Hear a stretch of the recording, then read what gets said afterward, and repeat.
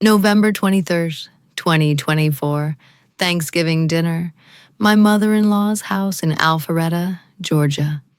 I'm standing in the kitchen when I hear it, the sound, a woman's voice, moaning, coming from the living room where everyone is gathered.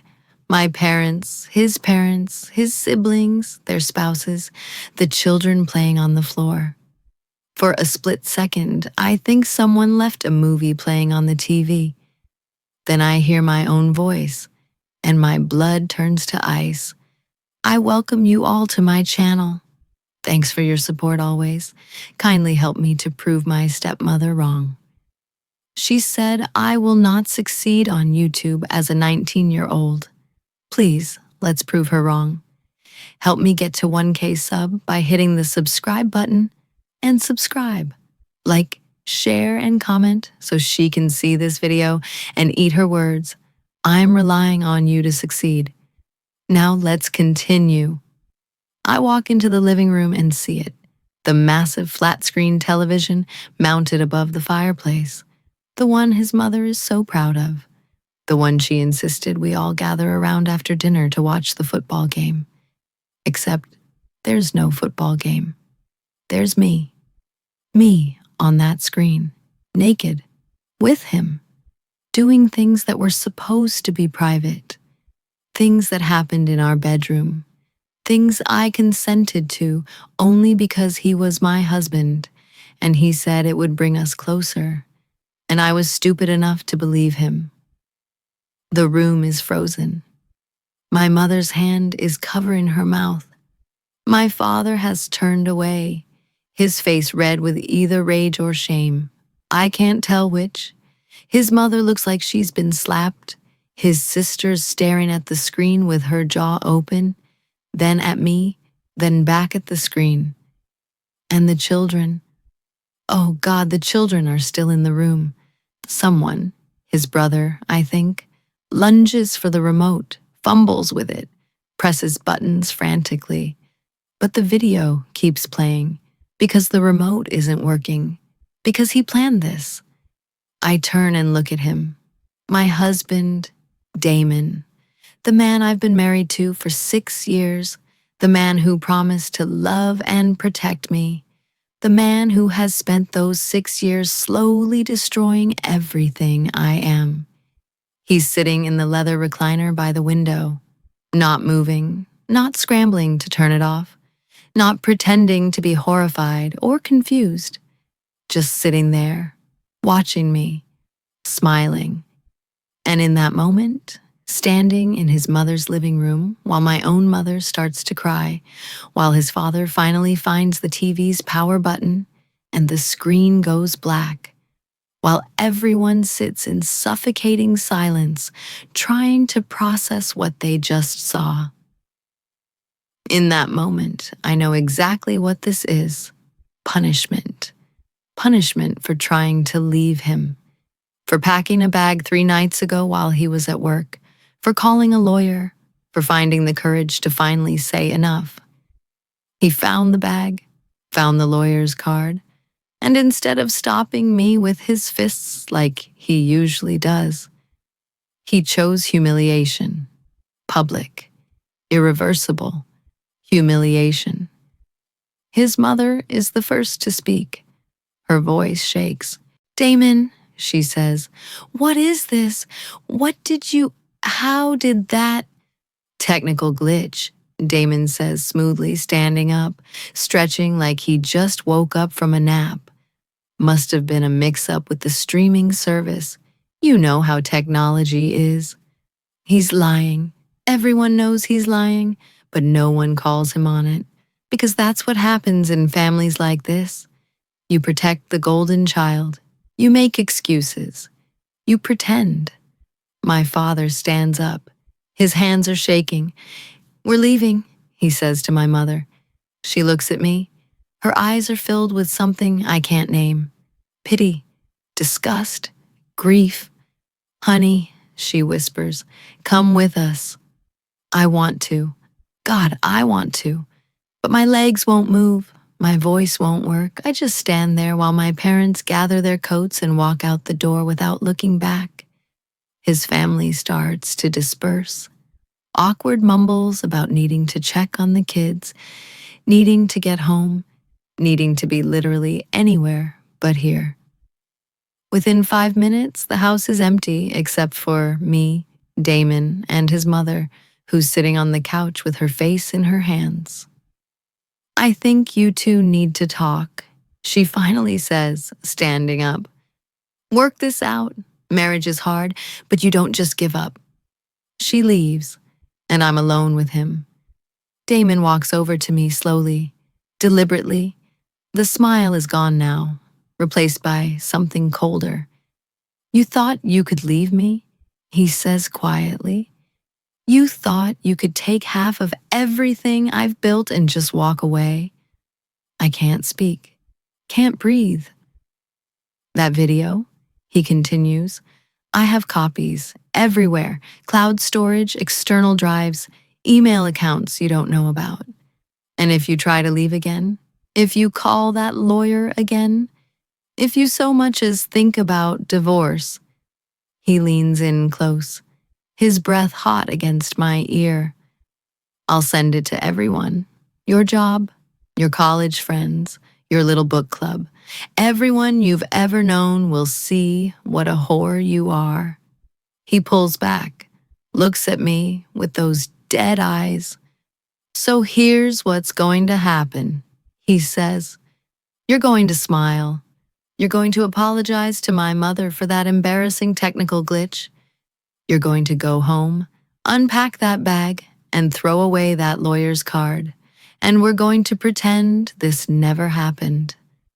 He walks toward the door, pauses.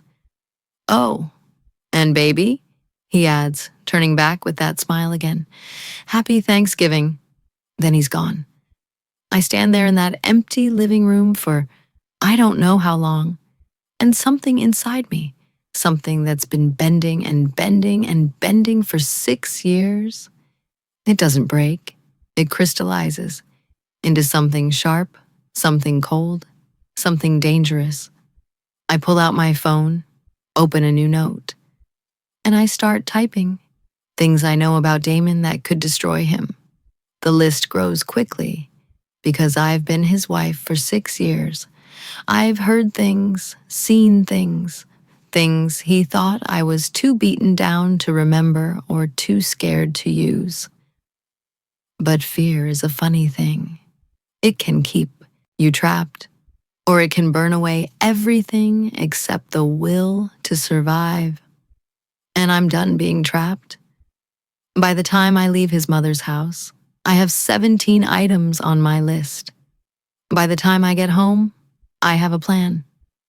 Damon thinks he won tonight, thinks he broke me, thinks I'll crawl back and play the obedient wife because I'm too ashamed and too scared to do anything else.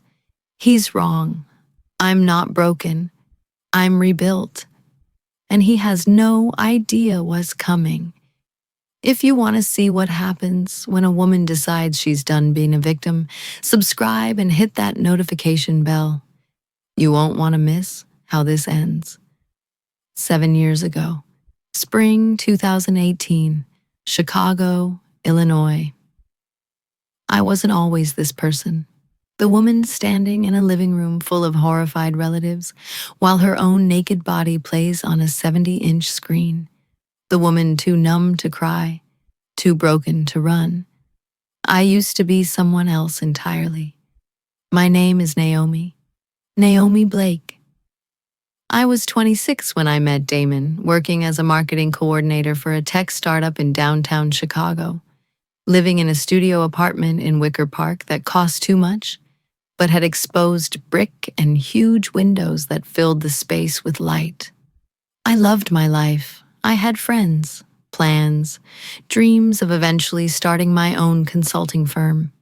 I went to yoga classes on Wednesday nights and brunch on Sundays and art gallery openings with my roommate from college. I was whole. And then I met him. April 2018. A networking event at some overpriced rooftop bar in River North. I wasn't even supposed to be there. My boss had tickets and got sick at the last minute, asked if I wanted to go in her place. I almost said no. I wish I had. Damon was standing near the bar, wearing a suit that probably cost more than my rent. Tall, dark skin, the kind of handsome that makes you look twice. Confident in that way that borders on arrogance, but somehow doesn't cross the line. He noticed me first, walked over, introduced himself. "Damon Jennings," he said, extending his hand. "I don't think I've seen you at one of these before." "Naomi Blake," I said. "First time. Not sure I belong here, honestly." He smiled. "Neither do most of these people. But you? You look like you actually have something interesting to say." It was a line, obviously, but it worked. We talked for 2 hours. He asked questions like he actually cared about the answers, laughed at my jokes, made me feel like the only person in the room. By the end of the night, I had his number. By the end of the week, we had our first date. By the end of the month, I was falling. Damon was everything I thought I wanted. Successful. He ran a consulting firm that did something with corporate restructuring. I never fully understood it, but it made him a lot of money. Attentive. He texted me good morning every day, sent flowers to my office, planned elaborate dates, rooftop dinners, jazz clubs, weekend trips to Milwaukee and Detroit. Charming. He won over my friends immediately, made my parents laugh when I brought him home for the 4th of July. "He's a keeper," my mother said while we were alone in the kitchen. "Don't let this one go." I didn't plan to. 6 months in, he asked me to move in with him. I hesitated, told him it was too soon, that I loved my independence, that I wasn't ready to give up my space. "I'm not asking you to give anything up," he said. "I'm asking you to build something with me. But if you're not ready, I understand." He didn't pressure, didn't push, just waited. And 3 weeks later, I said yes. Moving in with Damon meant moving into his world. His penthouse condo in Lincoln Park with floor-to-ceiling windows and a view of Lake Michigan. His expensive furniture. His meticulously curated life. "This is ours now," he said the day I moved in. "Everything I have, you have." It felt generous, romantic. I didn't realize he meant it as ownership. The first red flag came 2 months after I moved in. I was getting ready to meet my friend Taylor for drinks. Nothing special, just catching up. We hadn't seen each other in weeks. Damon came home while I was putting on my coat. "Where are you going?" he asked. "Meeting Taylor at that wine bar in Bucktown." He nodded, set down his briefcase, loosened his tie. "Cancel," he said. I laughed. "What?" "Cancel," he repeated. "I had a long day. I want you here." "Damon, I haven't seen her in forever. I can't just—" "Naomi." His voice changed, got quieter, flatter. "Cancel." I stared at him. This wasn't the man I'd been dating. This was someone else. But I told myself I was overreacting. He'd had a long day. He was stressed. It wasn't a big deal. So I texted Taylor and canceled. Damon smiled, kissed my forehead. "Thank you, baby. I just missed you today. Wanted to spend the evening together." And just like that, he was back to normal. Sweet, affectionate, present. I told myself it was a one-time thing. It wasn't. The requests became more frequent, more specific. "Don't wear that dress. It's too revealing." "Why are you texting so much? Who is it?" "I don't think you should go to that work happy hour. Those guys are all trying to sleep with you." Each time, he framed it as concern, as love, as wanting to protect me. And each time, I gave in because I loved him, because I didn't want to fight, because it seemed easier to just adjust my behavior than to deal with his moods. I started wearing looser clothes, started declining invitations, started checking in constantly when I was away from home. My friends noticed. "You okay?" Taylor asked one night when I actually managed to meet her for dinner. "You seem different." "I'm fine," I said. "Just busy. Work's been crazy." She didn't look convinced, but she didn't push. And I didn't tell her the truth, that I was slowly disappearing into someone I didn't recognize, someone smaller, quieter, more careful, someone who weighed every word before speaking, who monitored every interaction with other men, who felt guilty for wanting time with her own friends, someone I used to pity. December 2018, 8 months after moving in, Damon proposed. He did it at Christmas dinner with both our families present. Got down on one knee in his mother's dining room while everyone watched and waited and smiled. I said yes. What else could I say? No, in front of everyone? No, and ruin Christmas? No, and disappoint my mother who was already crying with joy? Besides, I told myself things would get better once we were married, once we had the security of commitment, once he didn't feel like he had to worry about losing me. We set a date for June 2019. 6 months to plan a wedding. 6 months that felt like training for a performance I hadn't auditioned for. The abuse didn't start with violence. It started with words. "You're not going to wear that to the venue walkthrough, are you? Your mother is overbearing. Can you tell her to back off? I don't understand why you need a bachelorette party. Are you trying to meet other men?" Then it escalated, checking my phone when I was in the shower, demanding passwords to my email and social media, showing up at my office unannounced to surprise me with lunch, but really to see who I was talking to. My friends started falling away, not because I chose Damon over them, but because it was easier to stop trying to maintain friendships than to deal with the interrogations afterward. "Why did you laugh so hard at Taylor's joke? Was it funnier than things I say? Your friend Simone dresses like a slut. I don't want you around her anymore. If you really loved me, you'd want to spend your time with me, not them." By the time our wedding day arrived, I had no bridesmaids left except my sister, and even she pulled me aside the morning of the wedding and asked if I was sure.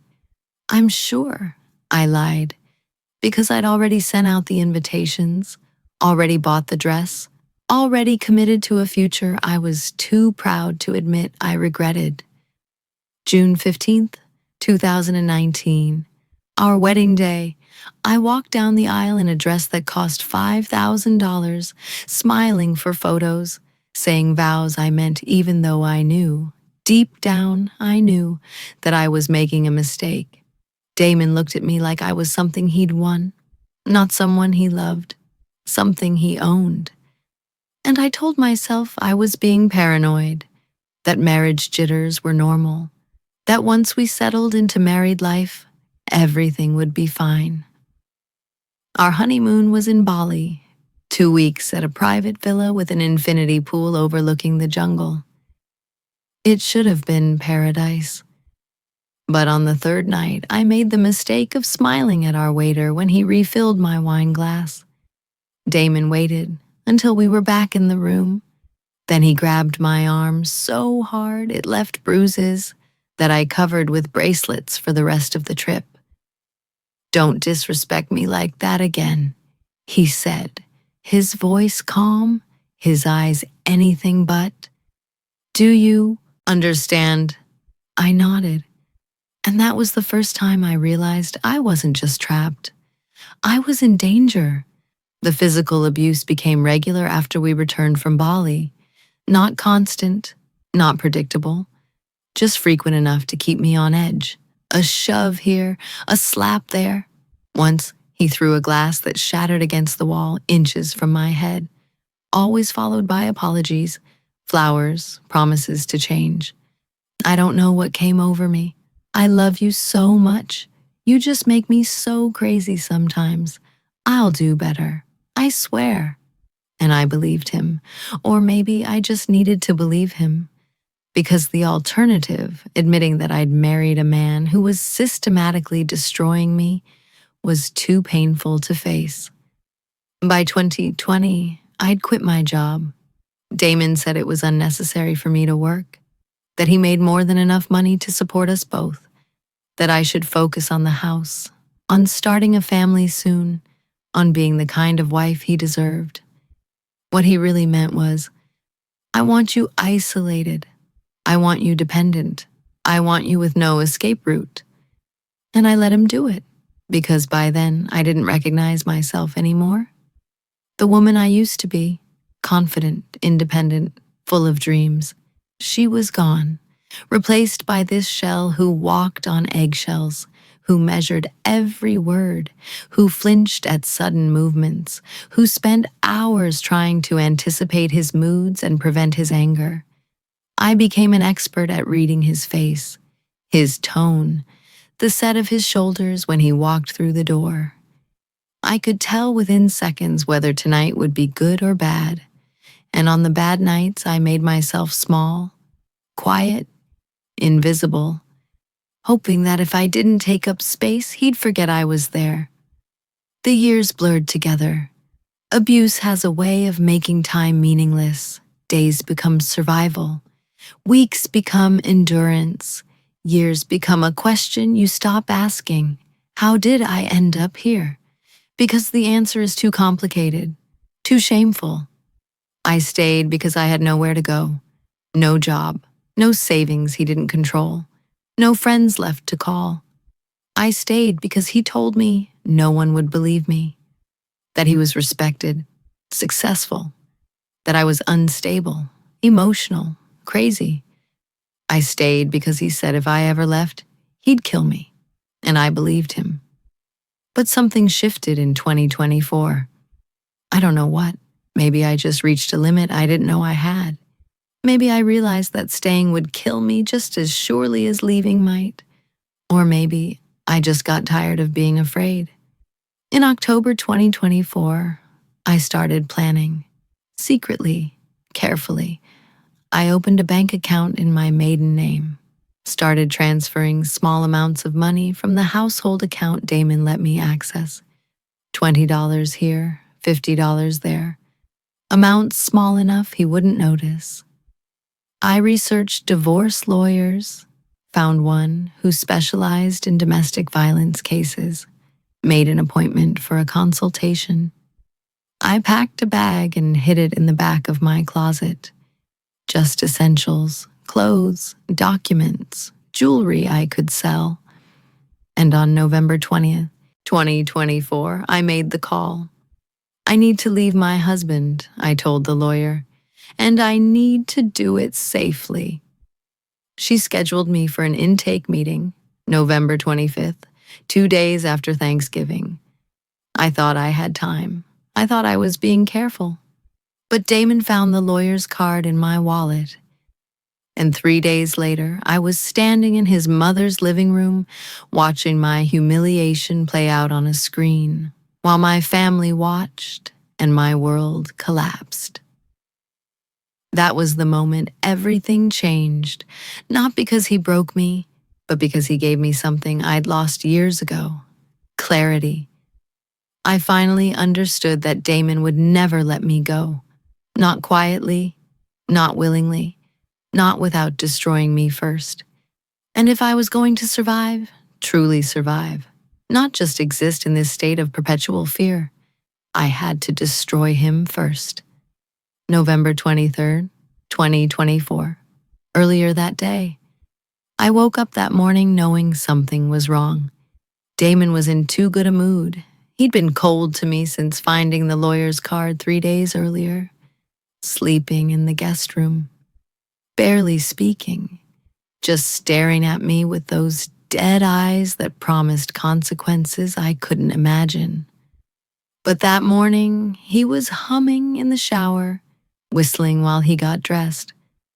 "Excited for Thanksgiving?" he asked, buttoning his shirt in the mirror. I was sitting on the bed, watching him, trying to read him. "Sure," I said carefully. "Good." He smiled at me. That smile, the one that used to make my stomach flip but now just made my skin crawl. It's going to be a day we'll never forget. I should have known then, should have seen it coming. But I was too focused on surviving the next 24 hours to think about what he might be planning. We arrived at his mother's house at 2 in the afternoon. The whole family was already there. His parents, his sister, Crystal, and her husband, his brother Travis with his wife and their 2 kids. My parents arrived 30 minutes later. My mother hugged me too tight, held on too long. "You look tired, sweetheart," she whispered. "Are you sleeping okay?" "I'm fine, Mom," I lied. I'd gotten good at lying, good at pretending everything was normal, that my marriage was fine, that I wasn't dying inside. We gathered in the living room while Damon's mother, Angela, finished cooking. The kids played with toys on the floor. The men talked about football. The women made small talk about work and holiday plans, and anything except the truth. That this family had raised a monster. That they all knew what he was, but chose to look away because it was easier than confronting it. Damon sat in his father's leather recliner like a king on a throne, holding court, telling stories from work, making everyone laugh, playing the role of the golden child. And I sat on the couch next to my mother, smiling when I was supposed to smile, nodding when I was supposed to nod, slowly suffocating under the weight of the performance. Dinner was at 4. Turkey, ham, sweet, potatoes, macaroni and cheese, collard greens, cornbread, all of Angela's specialties. We sat around the long dining table, 12 of us crammed together, passing dishes, filling plates, pretending to be grateful. Damon sat at the head of the table, his father's spot, a position he'd claimed the moment we got married. Another tradition, he'd said when his father objected the first time. Passing the torch to the next generation. His father had backed down. Everyone always backed down with Damon. I picked at my food. Couldn't eat. My stomach was in knots. Something was coming. I could feel it. Damon kept glancing at me across the table, that smile playing at the corners of his mouth, like he knew a secret, like he was counting down to something. "You okay, Naomi?" Crystal asked. "You're not eating." "I'm fine," I said automatically. "Just not that hungry." "She's been feeling under the weather," Damon said smoothly, reaching across the table to pat my hand, a gesture that looked loving but felt like a threat. "Haven't you, baby?" I nodded. His fingers tightened on mine, just for a second, just enough to hurt. Then he let go. After dinner, everyone moved to the living room. Angela wanted us to watch the Cowboys game before dessert. She'd been a fan since childhood, and Thanksgiving without football was sacrilege in her house. We settled into our spots. The men claimed the good seats. The women took the couch. The kids sprawled on the floor with coloring books and tablets. Damon had the remote. He always had the remote. "Let me just get it set up," he said, clicking through menus on the smart TV. I was in the kitchen helping Angela cut pies when I heard it. That sound, my voice, moaning. At first I thought I was imagining it, some kind of stress-induced hallucination. But then I heard his voice too, Damon's, saying things, graphic things, and I knew. I don't remember walking into the living room. Don't remember my legs moving or my feet carrying me or anything except the sudden overwhelming sensation of falling, even though I was still standing. There I was, on the 70-inch screen mounted above Angela's fireplace, naked, on my back, Damon above me. The camera angled from the nightstand where I'd never noticed anything recording. Because I hadn't known he was filming, hadn't consented, hadn't agreed to any of this being captured and stored and weaponized. The room was frozen, everyone staring, no one moving. The video kept playing, 30 seconds, a minute, longer. Travis finally grabbed for the remote, pressed buttons frantically. Nothing happened. "It's not working," he said, his voice tight, because Damon had disabled it, had programmed the video to play straight through. No pauses, no stops, just my body, my face, my most intimate moments on display for my parents and his siblings and their children. I turned and looked at him. He was still sitting in that leather recliner, not moving, not pretending to be shocked or embarrassed or concerned, just watching me, smiling. And in his eyes, I saw exactly what this was: payment for trying to leave, for daring to think I could escape, for calling that lawyer and packing that bag and believing I had any power at all. This was him reminding me who I belonged to. This was him showing me what happened when I forgot my place. Someone, Angela, I think, found the TV's power button and killed the screen. The silence afterward was worse than the video. No one knew where to look, what to say. My mother was crying, quiet, devastating sobs that shook her whole body. My father looked like he wanted to kill someone. Maybe Damon, maybe me for putting him in this position. Crystal had her hand over her mouth, eyes wide with something between horror and disgust.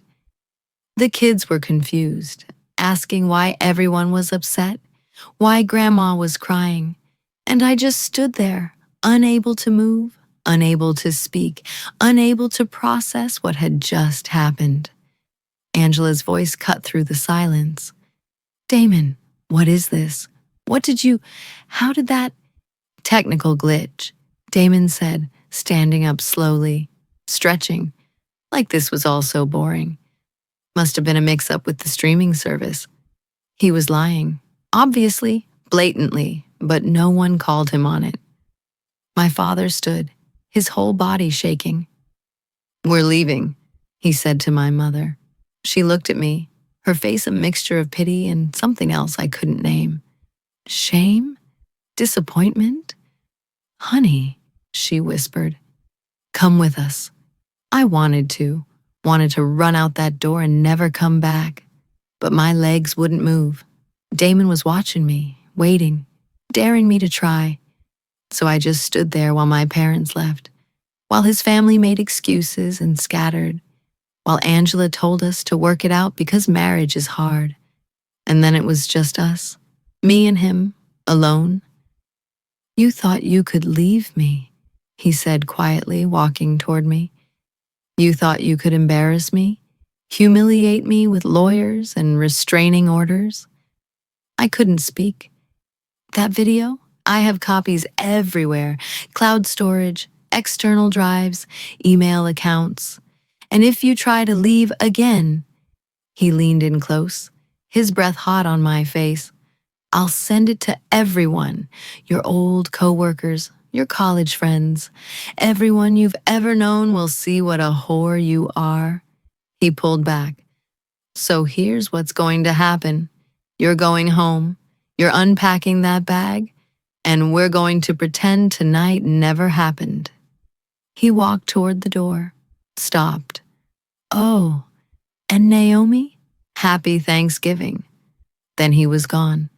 And I stood there in that empty living room with something inside me that had been bending for 6 years, finally hardening into something else. Something cold, something sharp, something that whispered, "He's going to pay for this." November 23rd, 2024, 11:47 p.m. I didn't go home. I got in my car, the one Damon let me drive, the one he paid for, the one with the GPS tracker he thought I didn't know about. And I drove. No destination, no plan. Just driving through empty Atlanta suburbs with tears streaming down my face, and my hands gripping the steering wheel so hard my knuckles turned white. I drove until I couldn't see anymore, until the tears blurred everything into streaks of light and darkness. Then I pulled into a Walmart parking lot and sat there in the dark with the engine running and asked myself a question I'd been avoiding for 6 years. How do I survive this? Not how do I leave him? Not how do I escape? How do I survive? Because leaving would kill me. He'd made that clear. He had the video. He had the resources. He had a reputation to protect, and no moral limits on what he'd do to protect it. But staying would kill me too. Slower, more painfully. One day at a time until there was nothing left of Naomi Blake except a hollow shell playing the role of Damon Jennings' wife. So how do I survive? The answer came to me slowly, like a voice rising from some deep place inside me I didn't know existed. You don't survive him. You destroy him. I sat with that thought for a long time. Destroy him, not hurt him. Not embarrass him, not get even, destroy him so completely that he could never hurt me or anyone else again. The idea should have scared me, should have felt wrong, immoral, excessive. But all I felt was clarity, cold, sharp, perfect clarity. Damon had spent 6 years taking pieces of me, my independence, my confidence, my friends, my career, my dignity. Tonight he'd taken the last thing I had left, my privacy, my body, my right to exist without shame. He'd taken everything, so I would take everything from him. I pulled out my phone and opened a new note, typed at the top, "Things that can destroy Damon Jennings." Then I started writing. Everything I knew, everything I'd seen, everything I'd heard during 6 years of marriage to a man who thought I was too broken to be a threat. 1. The offshore accounts. Damon had been hiding money for years. I'd seen the statements once when he left his laptop open. Cayman Islands, Luxembourg, places that don't ask questions. He was committing tax fraud, probably embezzling from his own company. 2. The affairs, plural, at least 3 that I knew about, maybe more. He thought I didn't notice the late nights, the hotel receipts he forgot to throw away, the perfume on his collar that wasn't mine. I had names, dates, text messages I had photographed when he was in the shower. 3. The business partner he screwed over. 2 years ago, Damon forced his partner, a man named Gerald Thompson, out of their consulting firm. Forged signatures, manipulated contracts, stole clients. Gerald threatened to sue, then suddenly dropped everything and moved to Florida. I never knew why, but I remembered the night Damon came home, smiling and said, "Gerald's not a problem anymore." 4. His mother's house, the one we'd just left, the one Angela was so proud of. Damon bought it for her 5 years ago. Told her it was a gift, but I'd seen the deed, seen his name on it, not hers. He owned it, could take it away anytime he wanted. Angela didn't know. None of his family knew. 5. The video of me, the one he showed tonight. He thought it was power, proof he could humiliate me anytime he wanted. But it was also evidence. Proof he'd recorded me without consent, distributed intimate images without permission. That was a crime in Georgia, a felony, revenge porn laws. I'd looked them up once, late at night when I couldn't sleep. 6. The abuse. I had documentation, not much, but some. Photos of bruises I'd hidden in a cloud account he didn't know about. Text messages where he apologized after hitting me. A video I'd recorded once of him screaming at me, throwing things. I'd been too scared to use any of it before, but I wasn't scared anymore. By the time I finished the list, it was after midnight. 23 items total. 23 weapons I could use to dismantle Damon's life piece by piece. But I needed help. Needed someone who knew how to weaponize information. Someone who understood the legal system and the media and how to destroy a man's reputation so thoroughly he could never recover. I thought about calling a lawyer, but lawyers are bound by ethics, rules, procedures that take time I didn't have. I needed someone else, someone ruthless. I opened Google and typed, "Private investigators, Atlanta domestic violence." Dozens of results, firms with glossy websites and professional headshots and testimonials from satisfied clients. I scrolled until I found one that felt different. Kendra Ross Investigations. Her website was simple. No stock photos, no corporate polish. Just a headshot of a black woman in her 40s with sharp eyes and a no-bullshit expression. Her bio was one paragraph. "I specialize in cases other investigators won't touch. Domestic abuse, stalking, harassment. If someone is making your life hell and the system won't help you, call me. I will." I called her cell phone, listed right there on the website. She answered on the third ring. Kendra Ross. Her voice was gravelly, tired, like she'd been woken up, which she probably had been. It was 12:30 a.m. "My name is Naomi," I said, "and I need help destroying my husband." Silence. Then, "Keep talking." I told her everything, the abuse, the control, the video, tonight's humiliation, and the list, 23 ways to dismantle Damon Jennings. Kendra listened without interrupting. I could hear her breathing on the other end, the sound of a pen scratching paper. When I finished, she was quiet for a moment. "You understand what you're asking for," she finally said. "This isn't divorce. This isn't separation. You're talking about total destruction." "Yes, it's going to cost money, a lot of money, probably more than you have. I'll find it. It's going to take time, months maybe, and..." He's going to fight back. Men like him always do. "I know." Another pause. "And when it's done," Kendra said, her voice softer now, "you might not recognize yourself. Revenge changes people, hardens them. You sure you want to become that person?" I thought about that question, thought about the woman I used to be. Confident, kind, trusting. That woman was already dead, killed in a living room in Alpharetta while her own family watched. The woman I was now. I didn't know her yet, but I knew she was capable of things the old Naomi would have called unforgivable, and I was okay with that. "I'm sure," I said. Kendra exhaled.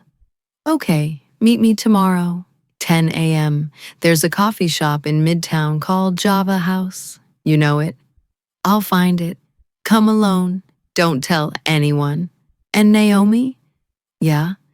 If you're having second thoughts, now's the time to walk away.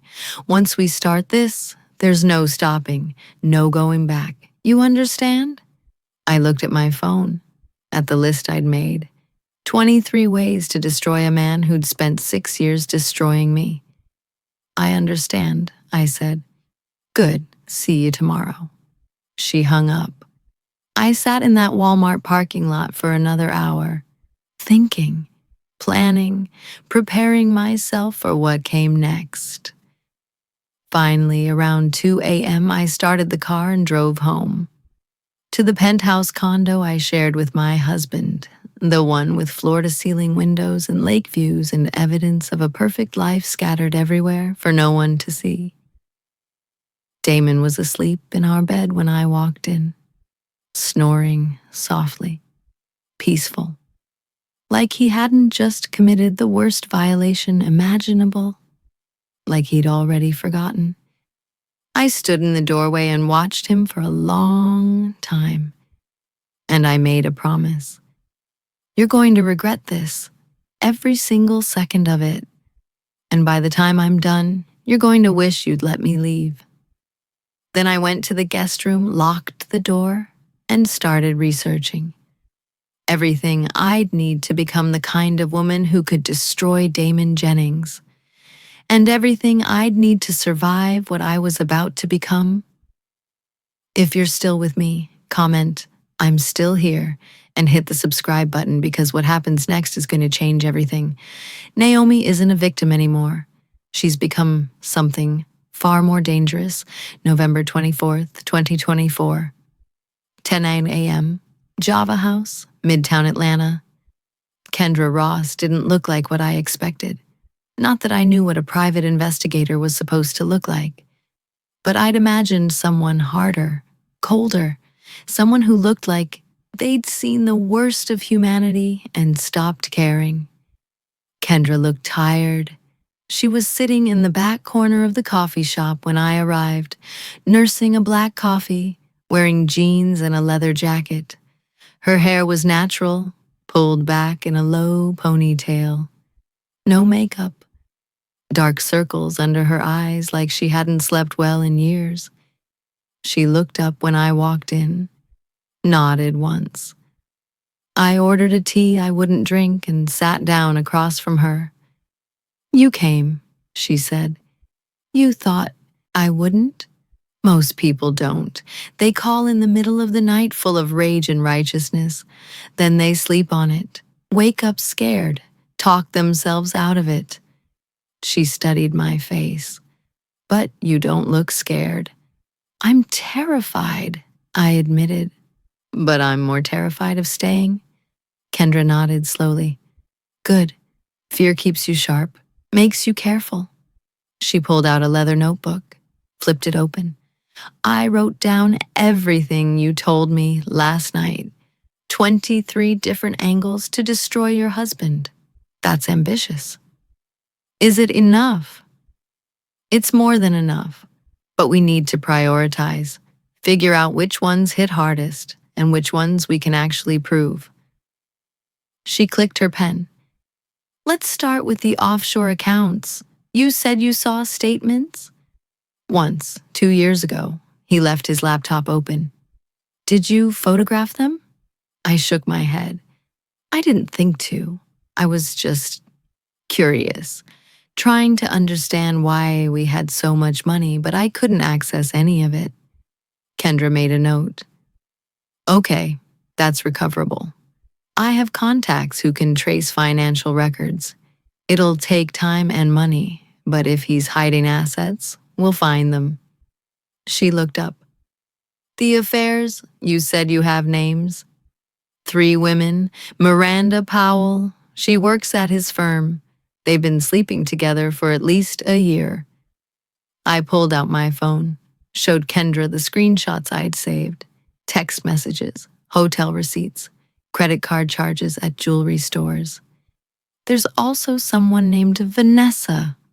I don't know her last name, and a woman he met at a conference in Miami last year." Kendra studied the evidence. "This is good, really good. Adultery isn't illegal, but it plays well in divorce court. And if Miranda works for him, there could be workplace harassment implications." She kept writing. "What about the business partner, Gerald Thompson? Damon forced him out of the company 2 years ago.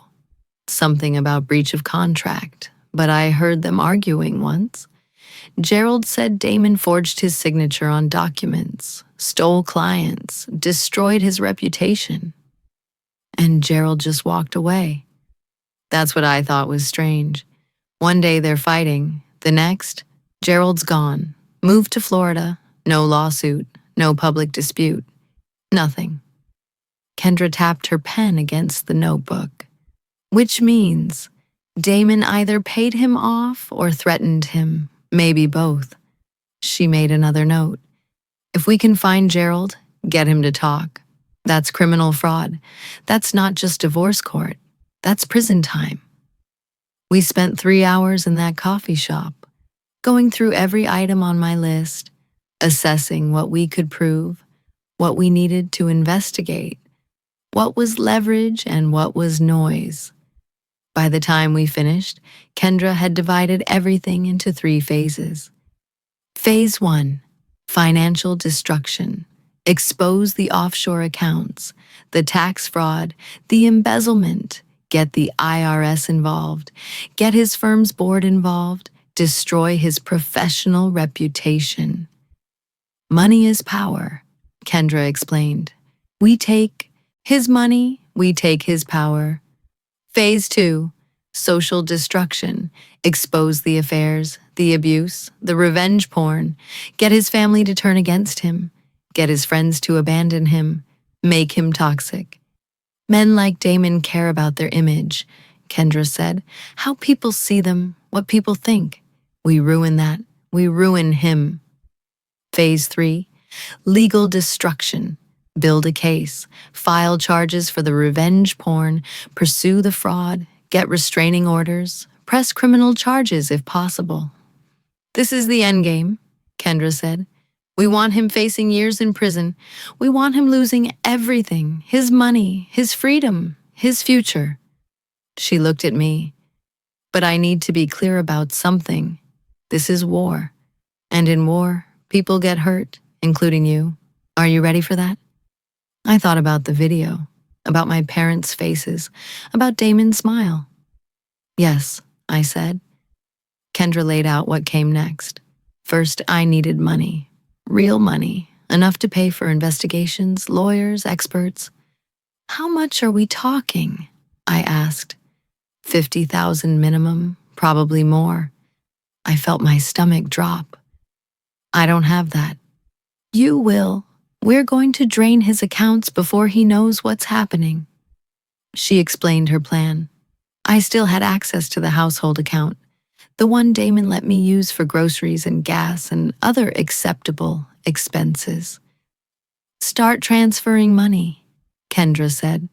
Not large amounts, nothing that'll trigger alerts. 500 here, 1,000 there. Spread it across multiple accounts. Use your maiden name. Banks he doesn't know about. What if he notices? He won't, not right away. Men like him don't pay attention to household expenses. They think it's beneath them. She slid a piece of paper across the table. Bank names, account numbers, routing information. These are clean accounts, no connection to me or you. Use them. Second, I needed evidence. Everything you told me about, the bruises, the text messages, the video, I need copies of all of it. He has the video, I said. I don't. But he uploaded it somewhere to play it on that TV, which means it's in his cloud storage, his computer, somewhere we can access it. She leaned forward. Do you have his passwords? Some of them. He uses the same one for most things. Perfect. Tonight when he's asleep, I need you to get into his laptop. Find that video. Find anything else he's hiding. Download it all to a thumb drive. My hands started shaking. What if he wakes up? Then you tell him you couldn't sleep, wanted to watch TV, whatever. But Naomi, this is critical. We need that video as evidence. Without it, the revenge porn charge won't stick. Third, I needed to document everything going forward. From now on, you record every conversation, every argument, every threat. Georgia is a one-party consent state, which means you can legally record without his knowledge. She handed me a small device. Looked like a USB drive. Voice-activated recorder. Keep it on you at all times. If he threatens you, if he hits you, if he says anything incriminating, we'll have it. By the time we finished, I had a plan, a timeline, a strategy. Phase 1 would begin immediately, draining accounts, gathering evidence. Phase 2 would start in 2 weeks. Once we had everything we needed, Phase 3 would be the finale, the courtroom, the charges, the end. How long will this take? I asked. 3 months, maybe 4. Depends on how fast we can build the case. 3 months. 3 more months of living with him, pretending everything was fine, playing the role of the obedient wife while secretly preparing for his destruction. I can do that, I said. Kendra looked at me for a long moment. Then she reached across the table and squeezed my hand. I believe you can, she said. But Naomi, once we start this, there's no stopping. He's going to fight back. He's going to hurt you, maybe worse than he already has. You sure you want to do this? I thought about my mother's face, my father's, the silence in that living room. I thought about 6 years of being made small, being made afraid, being made to believe I deserved this. I thought about Damon's smile. I'm sure, I said. I left the coffee shop with a thumb drive in my pocket, a recording device in my purse, and a plan that felt both terrifying and liberating. For 6 years, I'd been reacting to Damon, surviving him, adapting to him, but not anymore. Now I was hunting him, and he had no idea. November 24th, 2024, 11:47 p.m. That night I waited until Damon fell asleep. He'd been drinking scotch, 3 glasses, enough to make him drowsy. I lay beside him in the dark, listening to his breathing slow, waiting. When I was sure he was deep asleep, I slipped out of bed, grabbed his laptop from the living room, took it to the bathroom, locked the door, opened it. His password hadn't changed, still the same one he'd been using for years. I found the video immediately, in a folder labeled Insurance, along with dozens of other files, documents, photos, videos, evidence of everything I suspected and things I hadn't even imagined. Affairs with at least 6 women, not 3. Financial records showing money moving to offshore accounts every month. Emails between him and someone named Victor discussing taking care of Gerald. And photos. Photos of me, sleeping, showering, dressing. He'd been documenting me, watching me, even when I thought I was alone. I felt bile rise in my throat, but I didn't stop. I plugged in the thumb drive Kendra gave me, downloaded everything, every file, every photo, every piece of evidence. It took 20 minutes. 20 minutes where my heart was hammering so hard I thought it might wake him. But it didn't. When the transfer finished, I deleted the browsing history, closed the laptop, put it back exactly where I'd found it. Then I went back to bed, lay there in the dark next to my husband, the man who'd spent 6 years destroying me. And I smiled, because now I had everything I needed to destroy him back. December 1st, 2024. 1 week later, I became someone else, not overnight, not dramatically, just slowly, deliberately, methodically. I woke up every morning and played the role of Damon's wife, made coffee, asked about his day, smiled when he wanted me to smile, stayed quiet when he wanted silence. But underneath, I was working, transferring money in small amounts, $700 here, $1,000 there, spreading it across 4 different accounts Kendra had set up. By the end of the first week, I'd moved $18,000. Damon never noticed. He checked the household account maybe once a month. And even then, he just glanced at the balance, never looked at individual transactions. He trusted that I was too broken to betray him. That was his first mistake. December 3rd, 2024. Kendra called me while Damon was at work. "I found Gerald Thompson," she said. "He's in Tampa, running a small consulting business, barely making ends meet." "Did you talk to him?" "Not yet. I wanted to check with you first. Because once I approach him, there's no putting this back in the box. He'll know someone's investigating Damon." I thought about it for maybe 3 seconds. "Do it," I said. December 5th, 2024. Kendra flew to Tampa. I stayed home, cleaned the condo, did laundry, cooked dinner, played the role. She called me that night at 9:47 p.m. "I met with Gerald," she said. "Took him 4 hours to start talking. But once he started, he couldn't stop." "What did he say?" "Everything. Damon forged his signature on contracts to steal clients, emptied their business account into his personal accounts, then threatened to destroy Gerald's reputation if he fought back." "How?" "Damon had photos. Gerald with another man. Gerald's married, has kids, conservative family. He couldn't risk it getting out." My stomach turned. So, Damon blackmailed him. Blackmail, fraud, theft. Gerald has documentation, emails, bank records. He's been holding onto it for 2 years, waiting for someone to believe him. "Will he testify?" Kendra was quiet for a moment. "He wants to, but he's scared. Scared of Damon, scared of what it'll cost him." "Tell him I'll pay his legal fees," I said. "Whatever it takes, tell him he's not alone anymore." December 10th, 2024.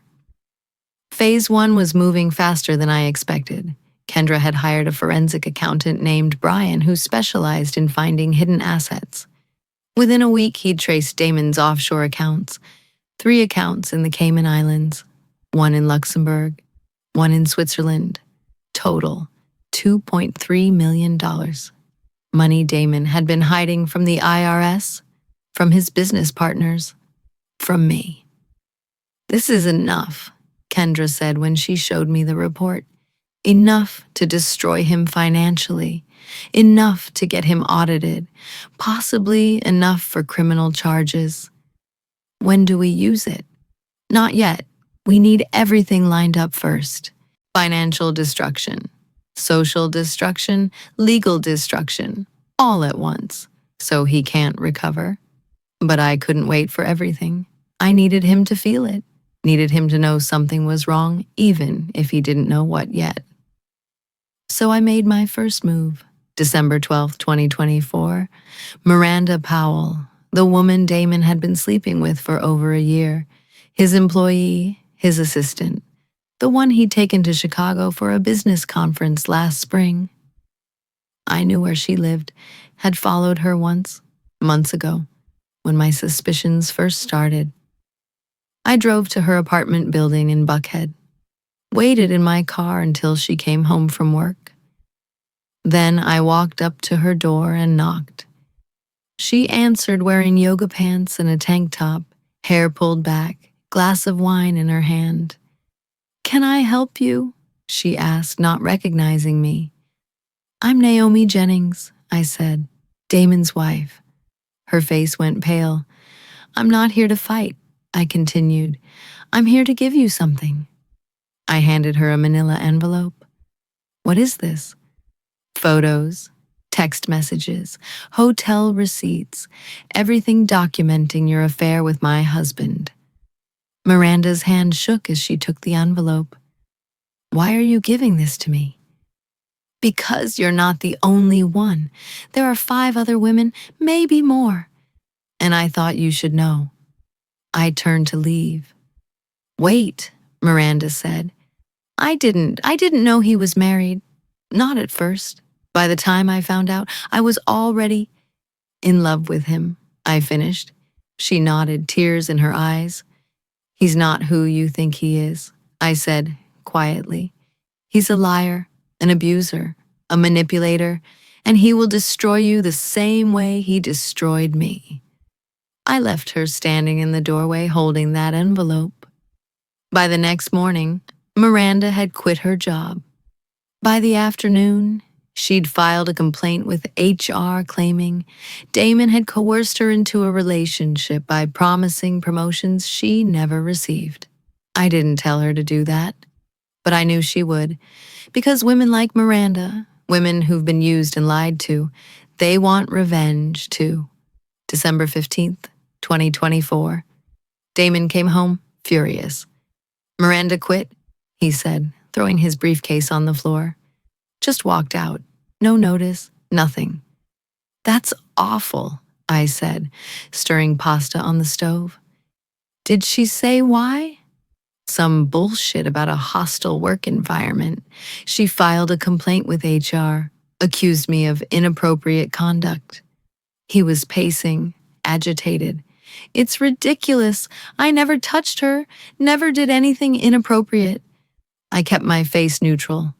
I'm sure HR will clear it up. They better. This could ruin my reputation, cost me clients. I served him dinner, listened to him rant about ungrateful employees and vindictive women, and how hard it was to run a business. And the whole time, I was thinking, this is just the beginning. December 18th, 2024. The second strike came 3 days later. Kendra had been tracking Damon's movements. She knew his routine, knew he went to the same gym every morning at 6 a.m. She also knew that Travis, Damon's brother, used the same gym.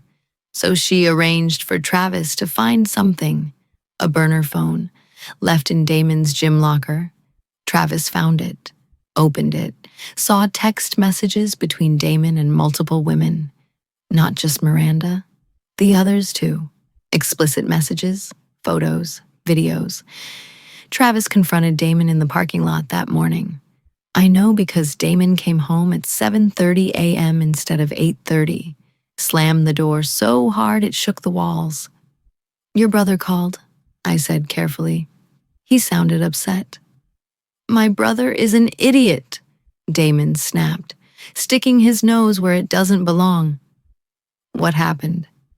Nothing. Mind your business. But I already knew what happened. Travis had called Angela, told her what he found, told her that her golden son was cheating on his wife. Angela called Crystal. Crystal called their father. By noon, Damon's entire family knew. December 20th, 2024. Angela called me.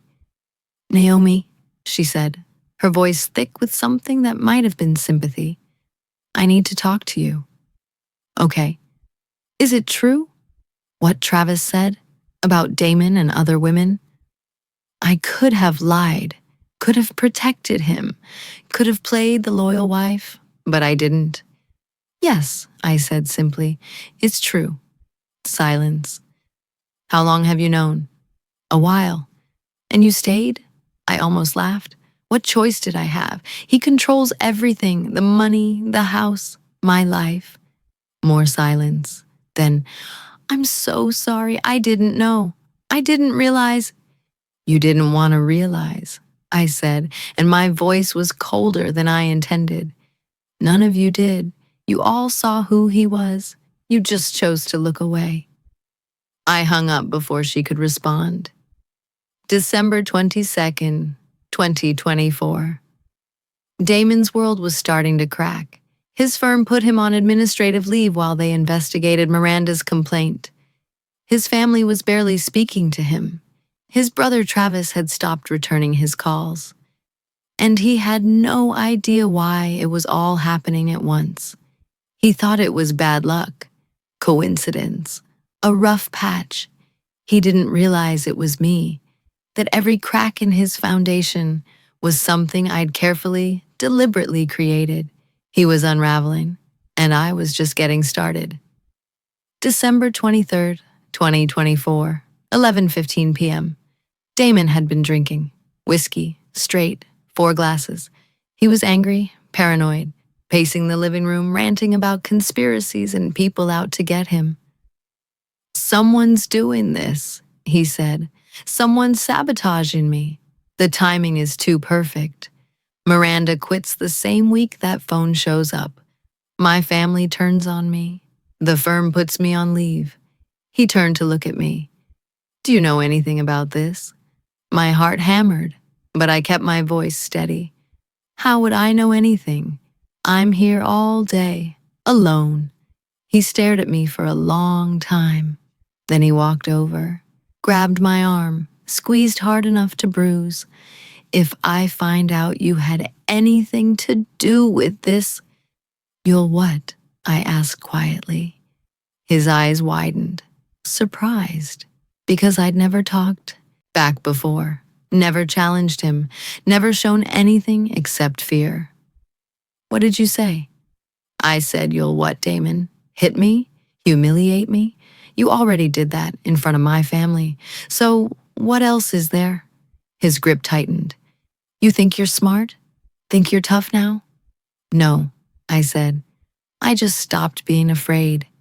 He shoved me backward. I caught myself on the couch. "You don't get to stop being afraid," he said. "I own you. I own this life. Everything you have is because of me." The recording device in my pocket was capturing every word. "Then take it," I said. "Take everything. See if I care."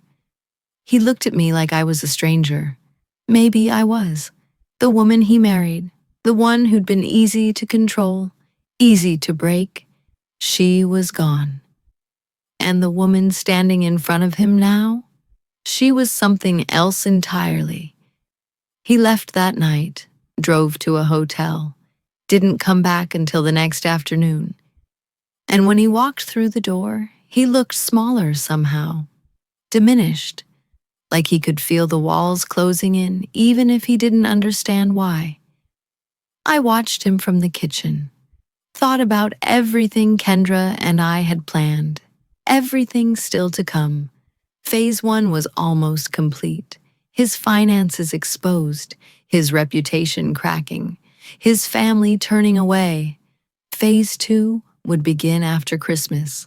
The social destruction, the public humiliation, turning his world against him the way he'd turned mine. And Phase 3? That was the endgame. The courtroom, the charges, the complete and total annihilation of everything he'd built. I smiled. Damon saw it and frowned. "What are you smiling about?" "Nothing," I said. "Just thinking about how nice it'll be to spend the holidays with family."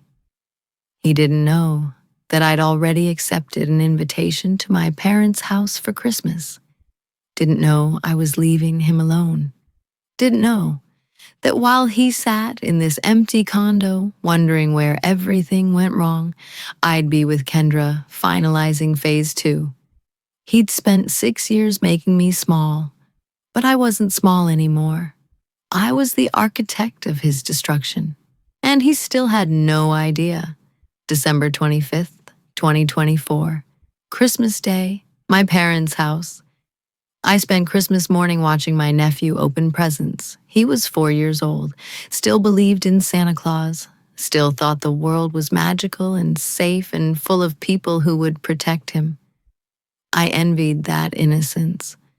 My mother watched me from across the room. She'd been doing that since I arrived Christmas Eve, watching me like I might disappear if she looked away. We hadn't talked about Thanksgiving, about the video, about what happened in Angela's living room, but it hung between us like a ghost. After lunch, while my father and brother-in-law watched football, and my sister put her son down for a nap, my mother finally pulled me aside.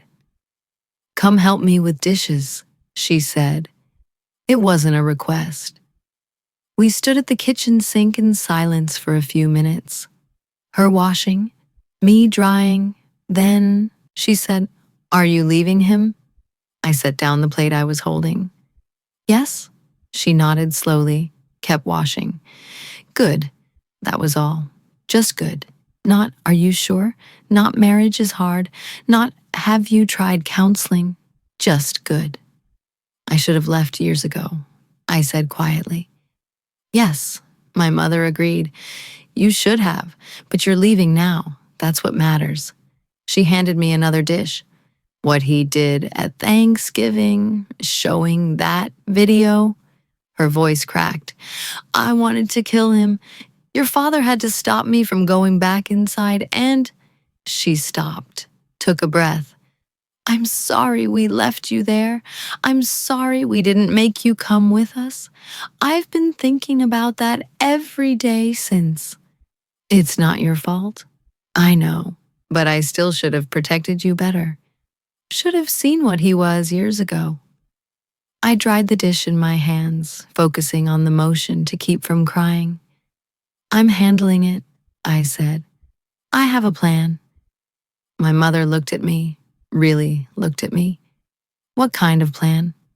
I thought about telling her, about Kendra and Gerald and the offshore accounts and everything we'd discovered.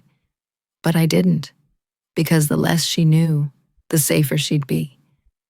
"The kind that makes sure he never hurts anyone again," I said. My mother studied my face for a long moment. Then she pulled me into a hug so tight I could barely breathe. "Whatever you need," she whispered.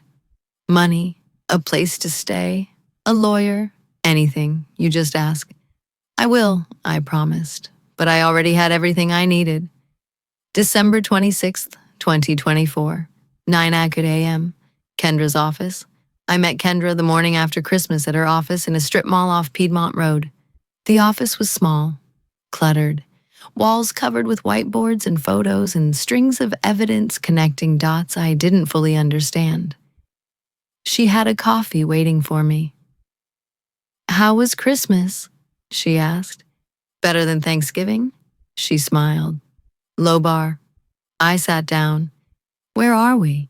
Kendra pulled out a file folder, thick, bursting with documents.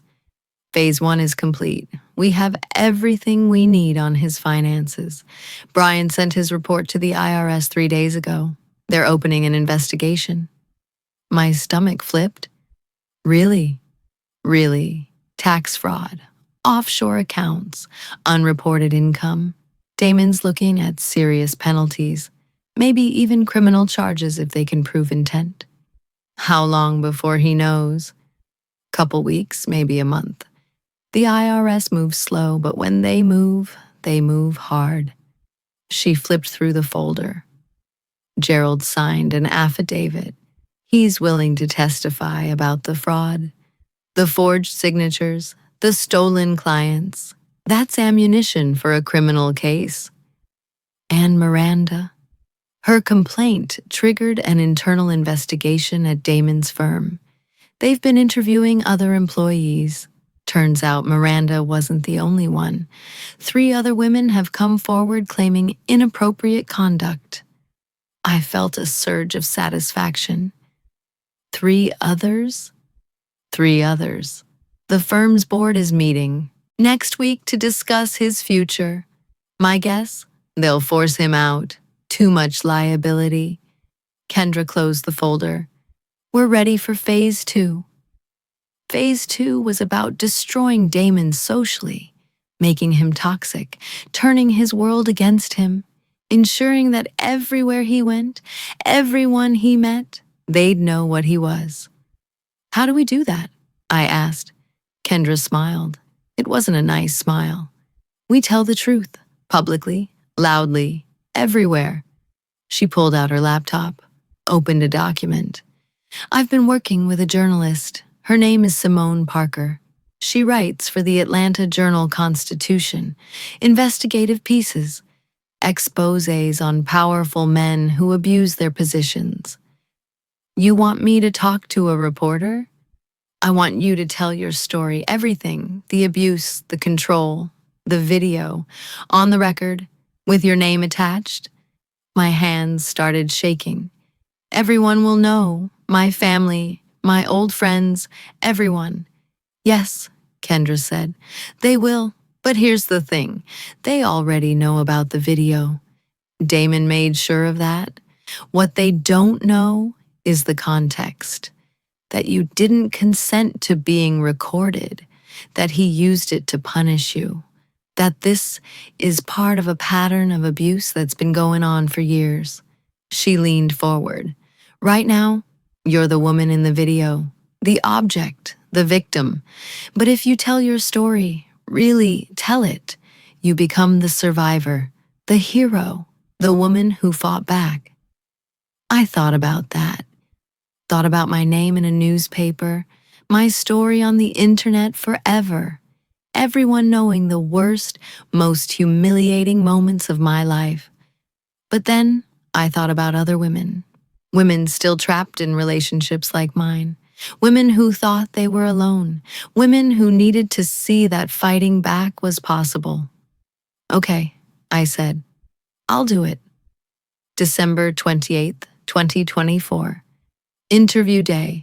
Simone Parker met me at a quiet restaurant in Virginia Highland. She was younger than I expected, maybe 35. Black woman with natural hair and kind eyes that had seen enough suffering to understand.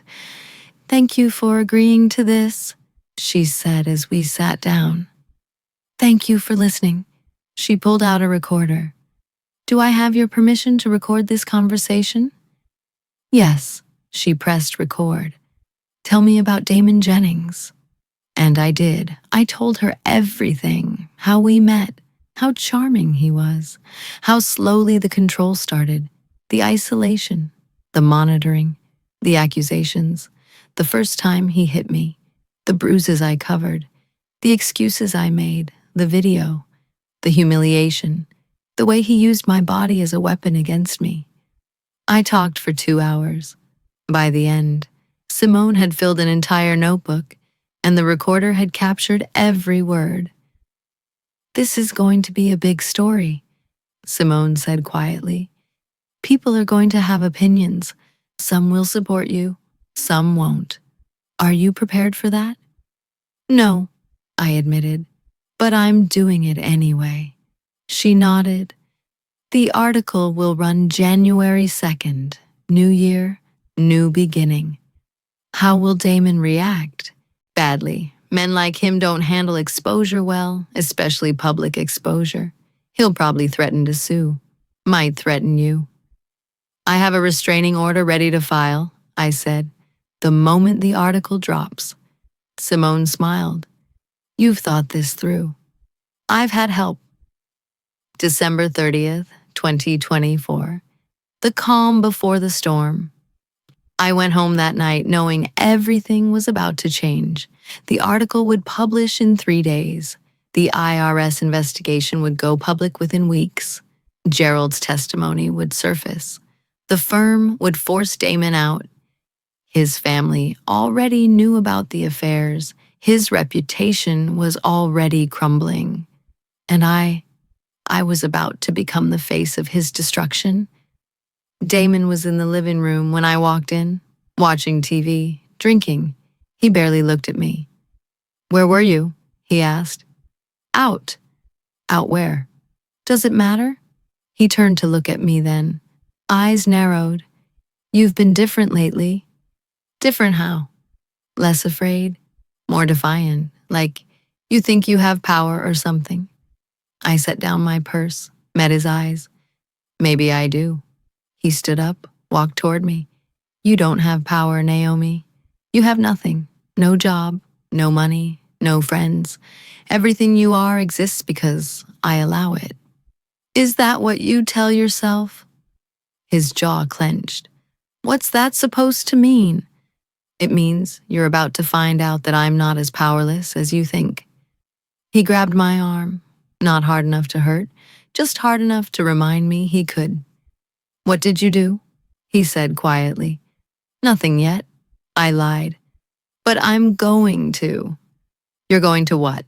Leave me? File for divorce? Try to take half my money? I pulled my arm free. I'm going to destroy you, I said calmly, piece by piece, until there's nothing left.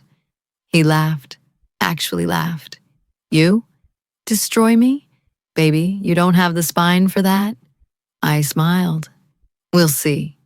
I went to the guest room that night, locked the door, lay in bed staring at the ceiling. My phone buzzed. Text from Kendra. Everything's in place. Article drops Thursday. Restraining order is filed Friday morning. You ready? I typed back, ready. Another text. He's going to come at you hard. Stay safe. Stay smart. Don't engage. I won't. And Naomi? Yeah? You're the bravest client I've ever had. I read that text 3 times before responding. I'm not brave. I'm just done being scared. Same thing. December 31st, 2024, New Year's Eve. Damon wanted to go to a party, some work event, networking, schmoozing clients. We're going, he said. Both of us. I need to show a united front. I'm not going. He stopped, turned to look at me. What? I said I'm not going. Go by yourself.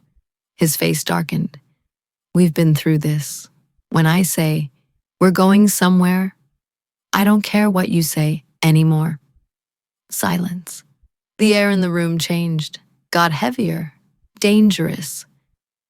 You want to do this now? Damon said quietly.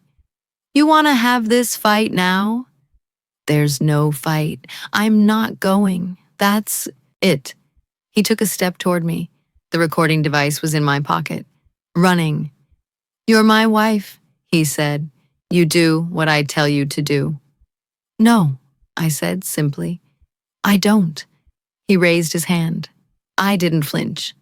Go ahead, I said. Hit me. Give me one more thing to show the police.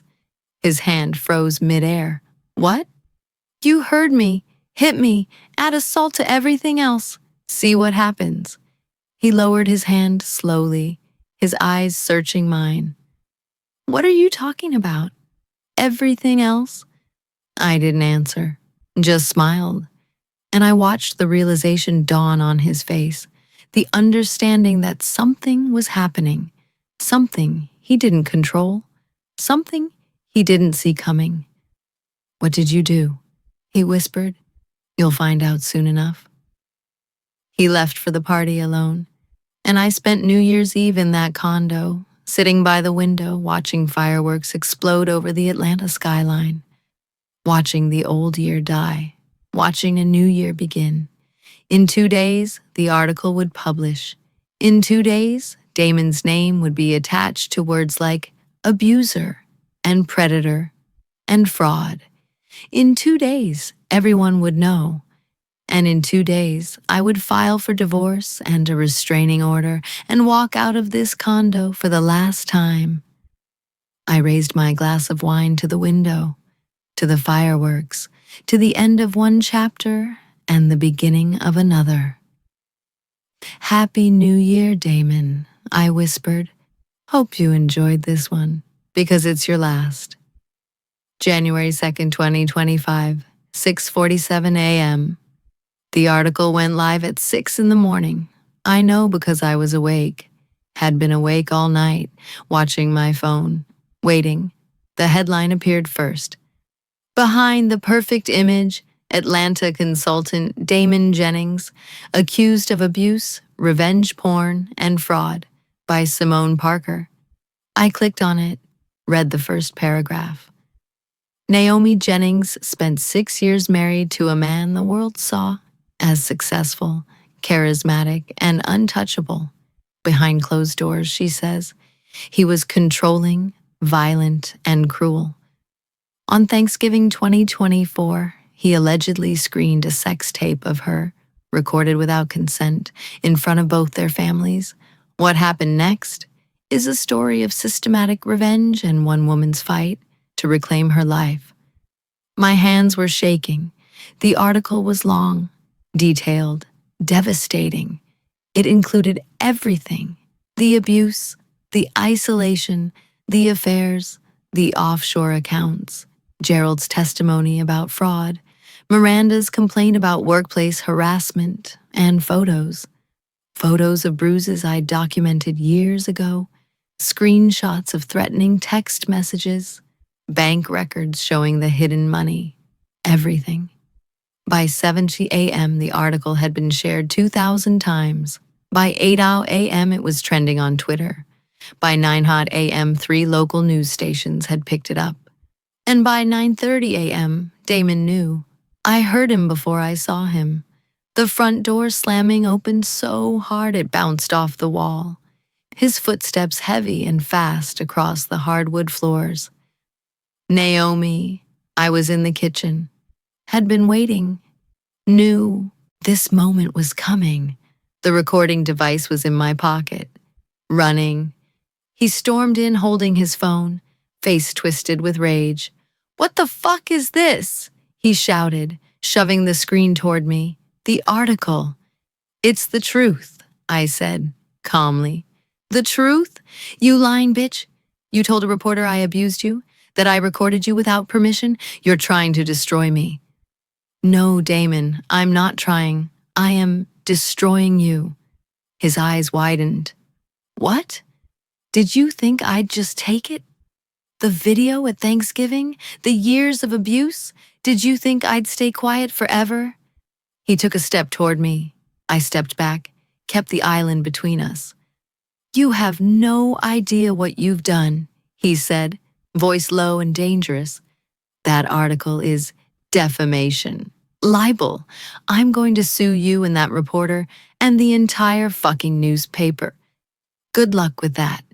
Everything in that article is documented. Photos, text messages, witnesses. Gerald Thompson is willing to testify about the fraud. Miranda Powell about the harassment. 3 other women from your firm about inappropriate conduct." Damon's face went pale.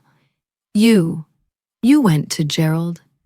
I went to everyone, found everyone you ever hurt, everyone you ever screwed over, and I gave them all a platform to tell their stories. This is insane. You're insane. Maybe, but I'm not powerless anymore. He lunged around the island, grabbed my shoulders, shook me. "You think you can ruin me? You think anyone will believe you over me? They already do. Check your phone. Check social media. Everyone believes me." He shoved me backward. I caught myself against the counter. "I should have killed you when I had the chance," he hissed. The recording device captured every word. "But you didn't," I said, "and now it's too late." There was a knock at the door. Damon froze. "Who is that?" "Police," I said. "I called them before you got here. Told them you were threatening me." His eyes darted toward the door, back to me. "You called the cops?" "And I filed a restraining order this morning. It's being served right now. You have 24 hours to vacate this condo." "This is my home." "Actually," I said, pulling out a document from the drawer, "it's our home, joint property, and according to Georgia law, in cases of domestic violence, I can petition for exclusive possession," which I did. The judge signed it an hour ago. I slid the document across the counter. His hands shook as he picked it up. "Read it."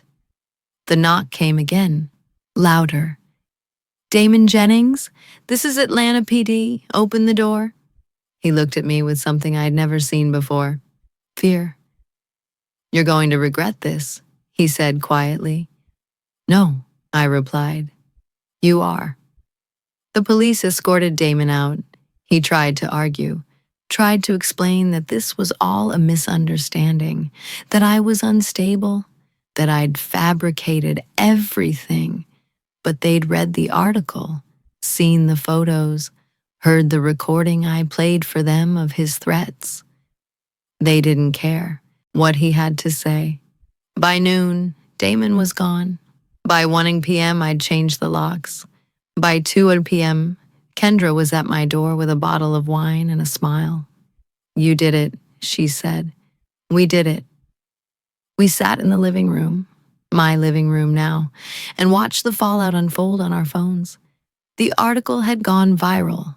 Over 50,000 shares, hundreds of comments, most supportive, some cruel, all of them seeing me, really seeing me, not as the woman in the video, as the woman who fought back.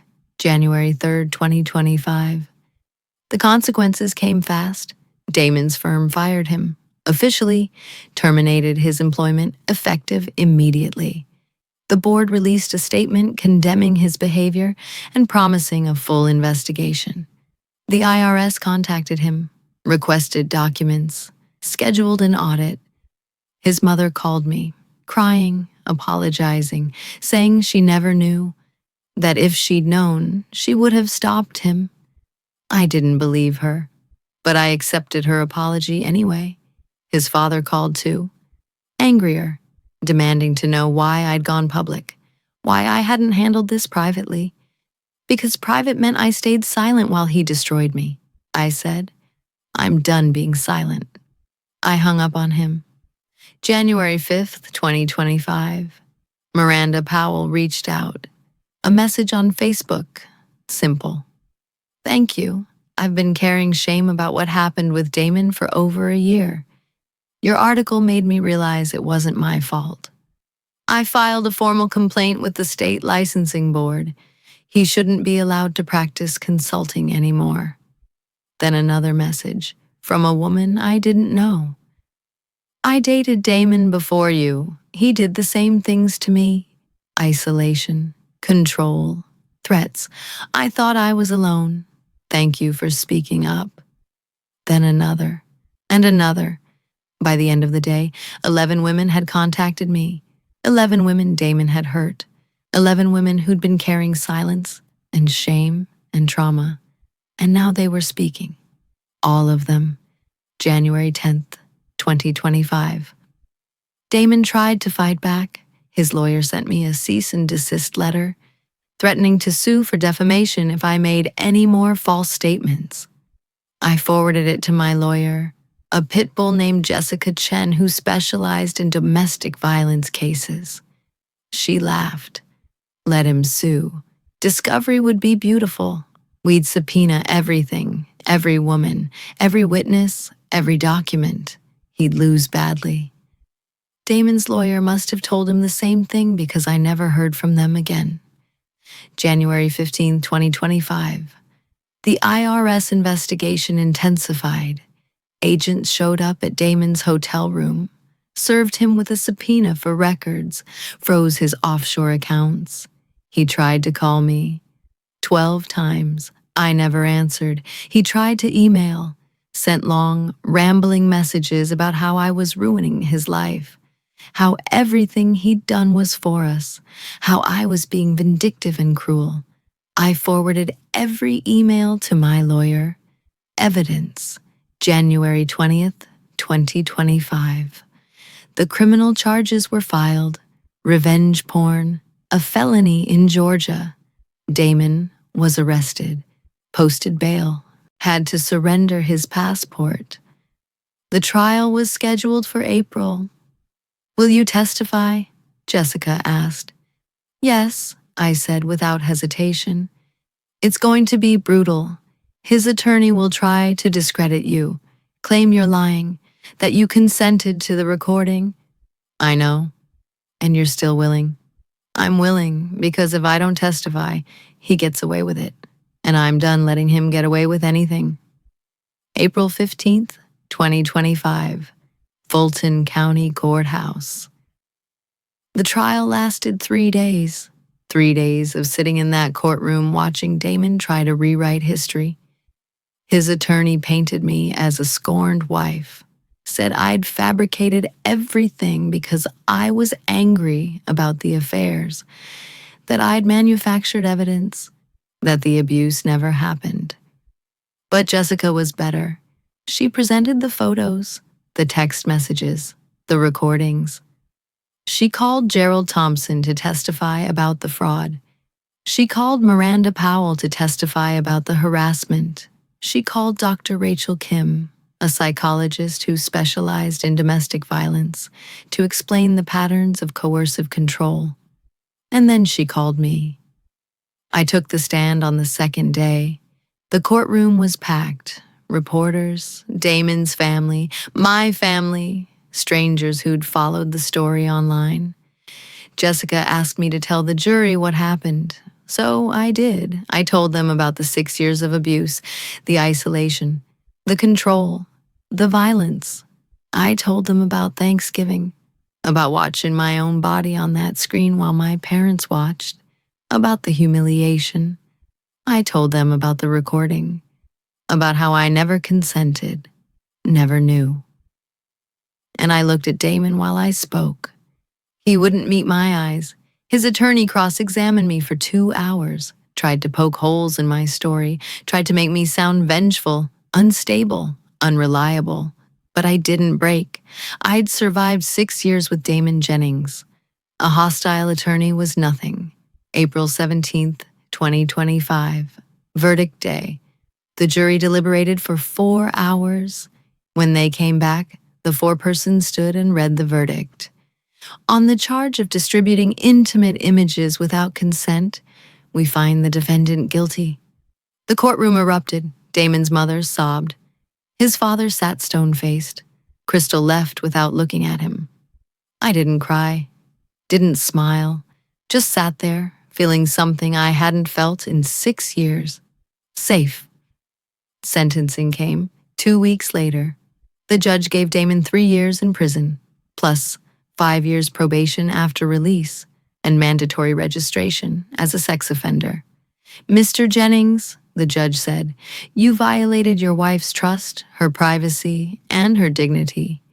You used her body as a weapon against her. This sentence reflects the severity of that violation. Damon didn't speak, just stared straight ahead as they led him away in handcuffs. I watched him go, and I felt nothing.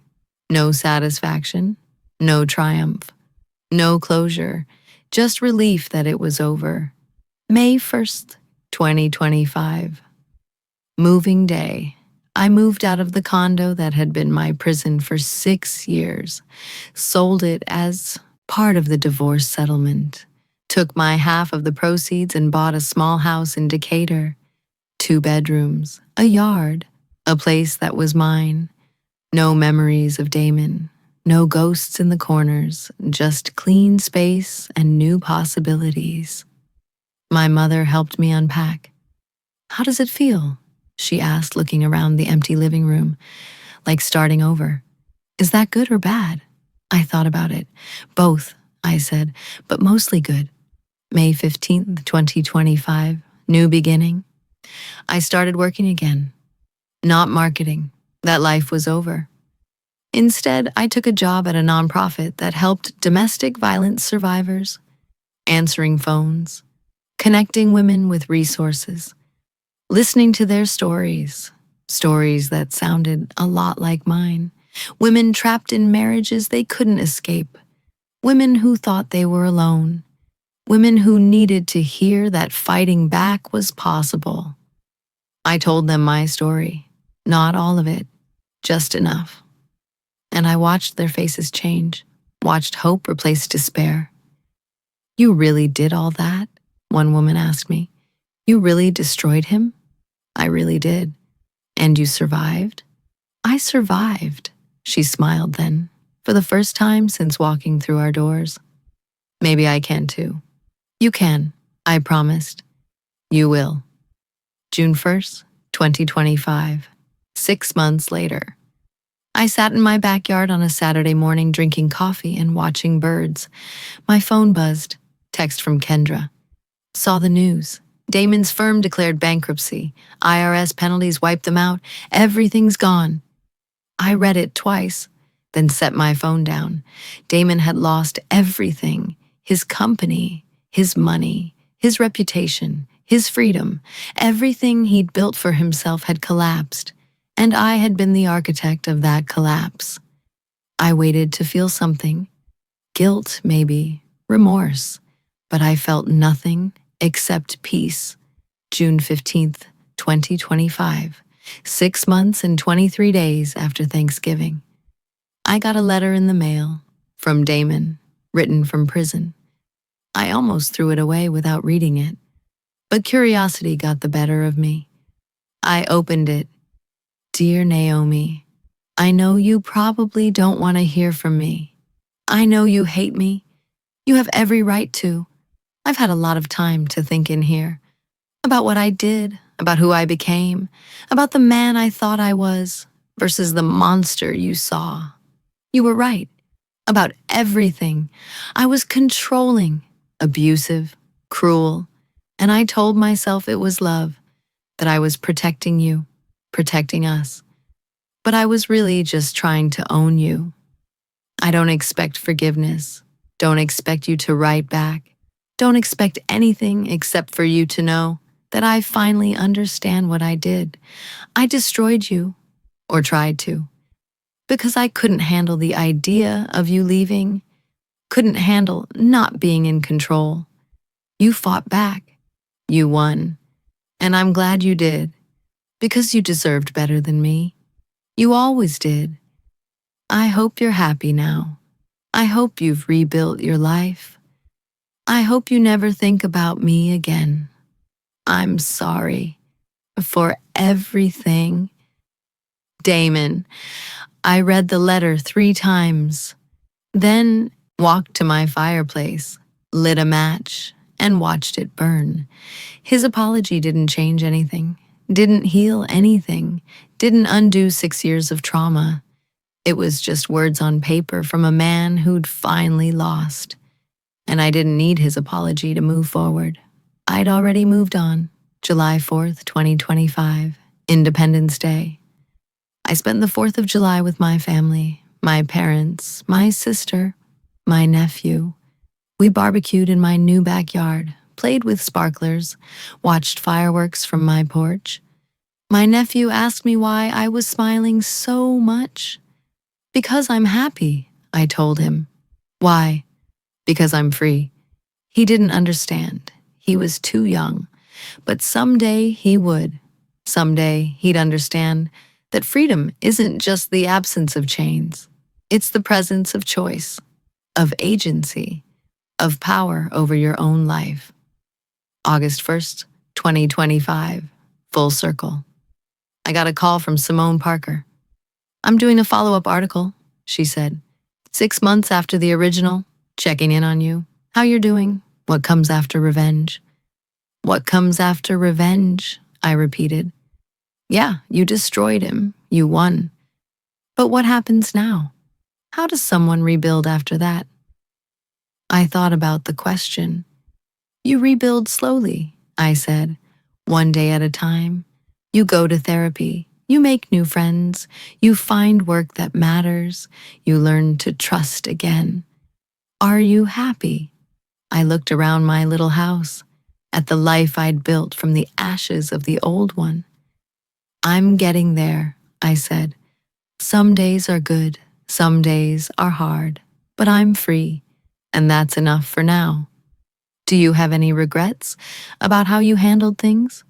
No, he took everything from me. I took everything from him. That's justice. Some people might say, revenge isn't justice. Some people have never been trapped in an abusive marriage. I replied, revenge was the only justice available to me, and I took it. The article published 2 weeks later. After the fall, Naomi Jennings on life after destroying her abuser. It went viral too, not as viral as the first one, but enough that more women reached out. More women thanked me. More women said I'd inspired them to leave, and that made everything worth it. September 15th, 2025, 9 months and 23 days after Thanksgiving. I was sitting in my living room when I realized something. I'd gone an entire day without thinking about Damon. An entire day where he didn't occupy space in my mind, where I didn't check my phone expecting threats, where I didn't look over my shoulder expecting him to appear.